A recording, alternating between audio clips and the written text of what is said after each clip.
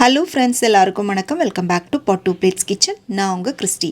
Friends, இன்றைக்கி நம்மளோட சேனலில் ஓணம் சத்யா விருந்தில் பரிமாறப்படுற அடை பாயசம் ப்ராப்பராக எப்படி பண்ணுறது அப்படின்னு நம்ம பார்க்க போகிறோம். இந்த பாயசத்தோட மெயின் இன்க்ரீடியண்ட்டான அடை இப்போ நிறைய இடங்களில் ரெடிமேடாக கிடைக்குது.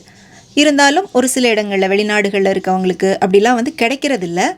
இதையும் நம்ம வீட்டில் எப்படி ப்ராப்பராக ரெடி பண்ணுறது அப்படிங்கிறதையும் நான் இந்த வீடியோவில் உங்களோட டீட்டெயில்டாக ஷேர் பண்ணியிருக்கேன்.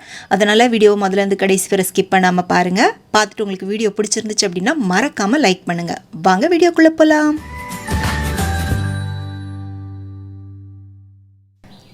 முதல்ல இந்த பாயசத்துக்கு தேவையான அடை எப்படி ரெடி பண்ணுறதுன்னு பார்க்கலாம்.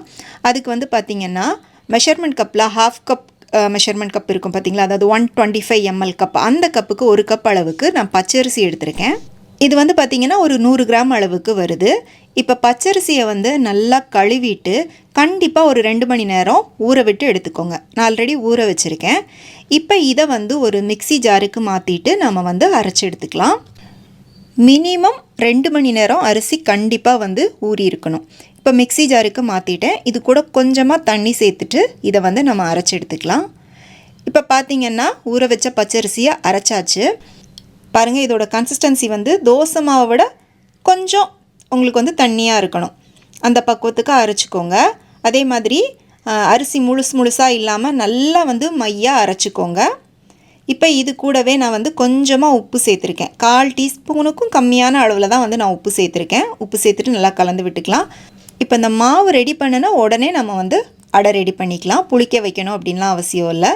இன்றைக்கி இந்த அடை ரெடி பண்ணுறதுக்காக இந்த மாதிரி ஒரு தட்டு எடுத்திருக்கேன். அதில் கொஞ்சமாக எண்ணெய் தடவிக்கலாம்.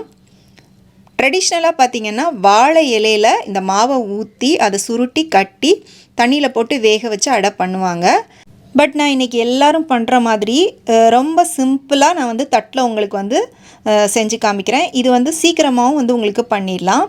இப்போ இந்த மாதிரி தட்டில் கொஞ்சமாக ஒரு குழிக்கரண்டி, சின்ன குழிக்கரண்டிக்கு ஒரு குழிக்கரண்டி அளவுக்கு மாவு எடுத்து ஊற்றிட்டு நல்லா தட்டி எல்லாம் படுற மாதிரி ஸ்ப்ரெட் பண்ணி விட்டுக்கோங்க. அடை ரொம்ப தின்னான அடையாக தான் இருக்கணும். அதனால் ரொம்ப அதிகமாக நீங்கள் ஊற்றிட்டீங்க அப்படின்னா உங்களுக்கு அடை திக்காக இருக்கும். பொதுவாக அடை பாயசத்துக்கு பார்த்திங்கன்னா அடை ரொம்ப மெல்லிசாக தான் இருக்கணும். அதனால் ரொம்ப கம்மியாக மாவு ஊற்றிட்டு நீங்கள் இந்த மாதிரி ஸ்ப்ரெட் பண்ணி விட்டுக்கோங்க. ஸ்ப்ரெட் ஆகலைன்னா கொஞ்சம் தண்ணி ஊற்றி இன்னும் கொஞ்சம் கரைச்சிட்டு அதுக்கப்புறமா ஸ்ப்ரெட் பண்ணிக்கோங்க. இப்போ இதை நம்ம ஒரு இட்லி தட்டில் வச்சு வேக விட்டுக்கலாம். இது வேகிறதுக்கு ரொம்ப நேரம் எடுக்காது. ஒரு 2லேருந்து 3 நிமிஷம் தான் ஆகும். இப்போ ஓப்பன் பண்ணி பார்த்திங்கன்னா மேலே உங்களுக்கு அந்த கலர் நல்லா சேஞ்ச் ஆகியிருக்கும். இப்போ இதை எடுத்து அப்படியே வெளியில் வச்சுருங்க.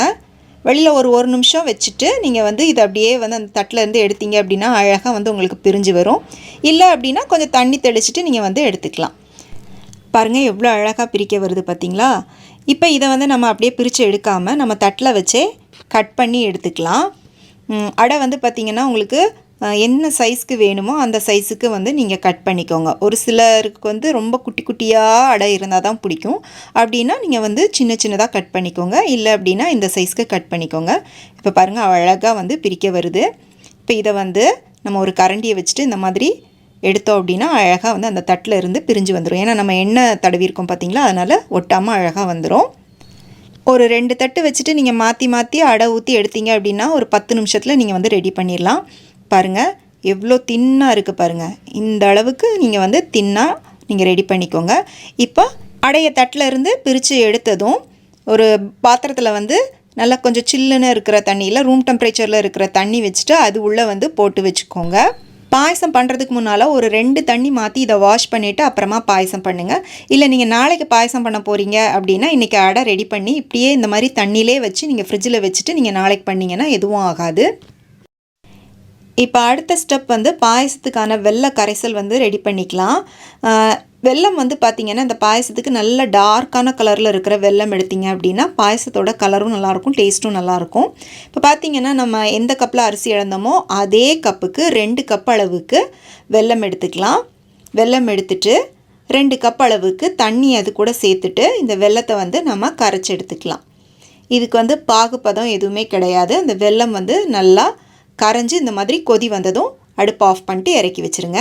அடுத்தது ஒரு முறி தேங்காவில் பிழிஞ்சு எடுத்த முதல் பால், ரெண்டாவது பால் ரெண்டுமே எடுத்திருக்கேன். இது வந்து முதல் பால், ஃபஸ்ட்டு நம்ம பிழிஞ்சு எடுத்த நல்லா திக்கான பால்.